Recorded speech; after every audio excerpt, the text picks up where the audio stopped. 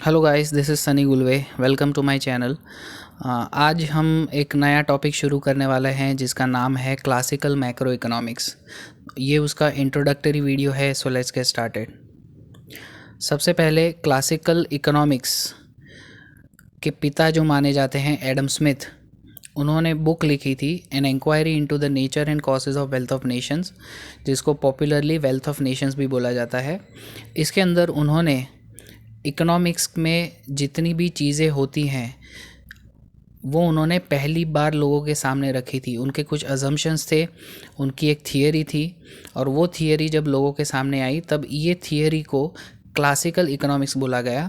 और इस थियरी को जो लोग फॉलो करते हैं या जो लोग मानते हैं उनको क्लासिकल इकोनॉमिस्ट्स बोला गया।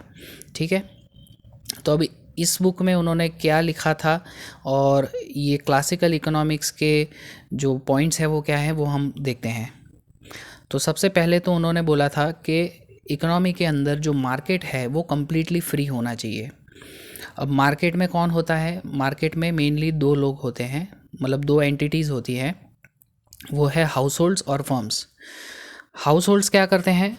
हाउस होल्ड्स जो हैं वो फर्म्स को फैक्टर्स ऑफ प्रोडक्शन प्रोवाइड करते हैं। फैक्टर्स ऑफ प्रोडक्शन क्या होते हैं? Land, labour, capital and entrepreneurship. ठीक है, अगर फर्म एस्टैब्लिश करनी है तो जगह कौन देता है? कोई इंडिविजुअल देगा। फिर उन फर्म के अंदर लेबर कौन प्रोवाइड करेगा? हाउस होल्ड ही प्रोवाइड करेंगे।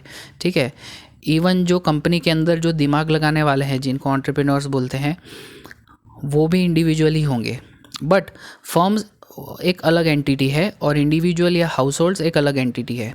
तो मेनली ये दो एंटिटीज़ होती है। तो अब इकोनॉमी के अंदर ये हाउस होल्ड्स ये सारे फैक्टर्स ऑफ प्रोडक्शन फर्म्स को प्रोवाइड करेंगे और उसके सामने फर्म्स हाउस होल्ड्स को क्या देगी? अगर लैंड रेंट पे दी हुई है तो रेंट मिलेगा। अगर उन्होंने हाउस होल्ड्स ने लेबर प्रोवाइड किया है फर्म्स को तो वेजेस मिलेंगे। अगर उन्होंने कैपिटल इन्वेस्ट किया है तो या तो इंटरेस्ट मिलेगा या डिविडेंड मिलेगा, डिपेंडिंग अपॉन के किस तरीके से कैपिटल इन्वेस्ट किया है। ठीक है, तो ये एक तरफ ये चीज़ हुई। अब दूसरी तरफ क्या होता है? फर्म्स ये सारे फैक्टर्स ऑफ प्रोडक्शन को यूज़ करके गुड्स एंड सर्विसेज प्रोड्यूस करते हैं। ठीक है, और वो कंज्यूम कौन करता है? वो हाउस होल्ड से कंज्यूम करते हैं और उसके सामने वो फर्म्स को क्या देते हैं? वो उन गुड्स एंड सर्विसेज का प्राइस उनको पे करते हैं। ठीक है, तो ये एक सर्कुलर फ्लो डायग्राम है जिसके अंदर गुड्स एंड सर्विसेज भी फ्लो हो रहे हैं और पैसा भी फ्लो हो रहा है। ठीक है, तो जब तक मार्केट के अंदर ये दोनों एंटिटीज़ फ्रीली काम कर रहे हैं तो उसको बोलते हैं फ्री मार्केट इकोनॉमी। ठीक है, बट हमको पता है इकोनॉमी के अंदर एक बहुत इंपॉर्टेंट एंटिटी होती है जिसको हम बोलते हैं गवर्नमेंट। अब क्लासिकल इकोनॉमिक्स में एडम स्मिथ का कहना ये था कि मार्केट के अंदर गवर्नमेंट का कोई इंटरवेंशन नहीं होगा। मतलब गवर्नमेंट अलग रहेगी और ये मार्केट जो है वो पूरा अलग रहेगा। इसके अंदर जो भी पैसे का फ़्लो हो रहा है या गुड्स एंड सर्विसेज का फ़्लो हो रहा है उसके अंदर गवर्नमेंट कोई भी हस्तक्षेप नहीं करेगी। उसका काम है पॉलिसी बनाना और ओवरऑल कंट्रोल करना, बस उतना ही। ठीक है, वो मार्केट के अंदर एंटर नहीं करेगी।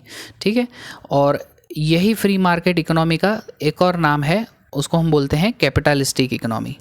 ठीक है, नाउ मार्केट के अंदर हमने जैसे अभी देखा मेनली दो लोग होते हैं।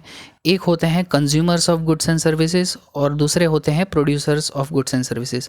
कंज्यूमर्स मतलब हाउस होल्ड्स, प्रोड्यूसर्स मतलब फर्म्स। कंज्यूमर्स क्या करेंगे? डिमांड क्रिएट करेंगे। उनको ज़रूरी जो भी चीज़ें हैं वो उनको ख़रीदनी है। ठीक है, और उनको जो चीज़ें चाहिए हैं, उनको जो चीज़ें ख़रीदनी है उससे मार्केट के अंदर एक डिमांड क्रिएट होगी गुड्स एंड सर्विसेज की। ठीक है, और उसके सामने ये जो प्रोड्यूसर्स होते हैं वो क्या करेंगे? ये गुड्स एंड सर्विसेज सप्लाई करेंगे। ठीक है, अब हम बात कर रहे हैं मैक्रो इकोनॉमिक्स की, तो हम उसको डिमांड या सप्लाई नहीं बोलेंगे, हम उन्हें aggregate demand and aggregate supply बोलेंगे। क्योंकि अगर एक इंडिविजुअल की डिमांड है तो उसको डिमांड बोलेंगे, एक इंडिविजुअल फर्म का सप्लाई है तो उसको सप्लाई बोलेंगे, बट अगर पूरे इकोनॉमी की डिमांड है कोई एक प्रोडक्ट के लिए तो उसको एग्रीगेट डिमांड बोलेंगे। और उसी तरह से कैसे अगर कोई एक पर्टिकुलर प्रोडक्ट की पूरे इकोनॉमी का जो सप्लाई है उसको हम एग्रीगेट सप्लाई बोलेंगे। ठीक है, तो मैक्रो इकोनॉमिक्स के अंदर हम जनरली डिमांड और सप्लाई के बदले एडी और as, aggregate demand and aggregate supply word use करेंगे। ठीक है, तो ये था introductory video. Thanks for watching the video. Have a great day.